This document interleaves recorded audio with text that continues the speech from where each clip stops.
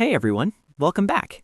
In this video, I'll show you how to mute, unmute, and remove participants in Google Meet so you can stay in control of your meetings.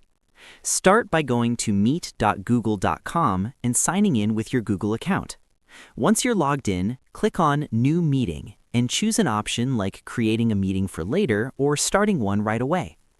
After that, join the meeting using the link or by clicking Join Now. Once you're inside the meeting, you'll see a list of participants.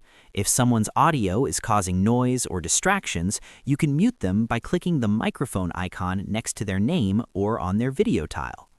If you want to unmute someone, keep in mind that in most cases, participants will need to unmute themselves for privacy reasons, but you can always prompt them to do so. If you need to remove someone from the meeting, find their name in the participants list, click the three dots next to it, and select Remove from Meeting. And that's it. You now know how to mute, unmute, and remove participants in Google Meet to keep your meetings running smoothly. Thanks for watching, and feel free to check out more tutorials like this. I'll see you in the next one.